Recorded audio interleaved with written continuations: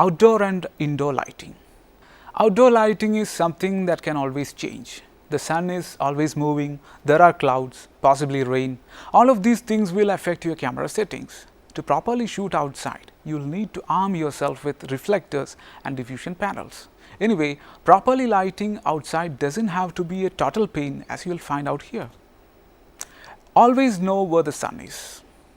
The instinct is to use the sun as your key light, which you shouldn't fight at all, despite the fact that the sun will likely get in your subject's eyes. To reduce the amount of light going into said eyes, place a diffusion panel between the sun and your subject's face. You can use reflectors or bounce boards to create backlighting by bouncing the direct light off of their surfaces and onto back of the subject. You can also use them to balance the shadows on your talent's face. The basic reflector types you can buy come in gold, silver or white. Use a white reflector when you want to create a more natural light. Gold and silver create a more intense look with the corresponding tint. This allows you to add some color temperature if you think it's needed. Lighting techniques to create mood. Lighting does not always have to be perfectly balanced with a complete range of tones. Like color, different styles of lighting can produce different moods. And two of the most extreme examples of this can be found in high key images and low key images. Lighting sets the mood of a shot, and therefore consideration should be given to the lighting style and if it matches the aims of the program.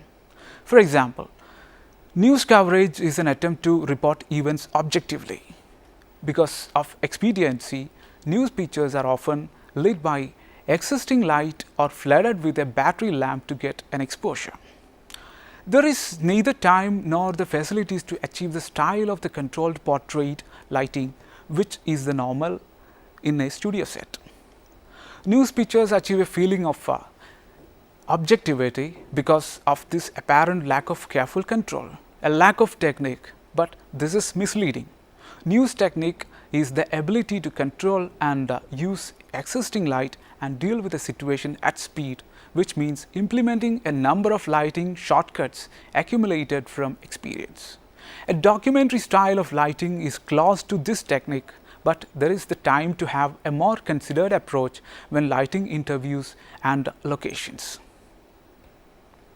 Match your lighting style to the content of the program. Develop speed in lighting by mentally plotting positions of the camera and lamps wherever you are.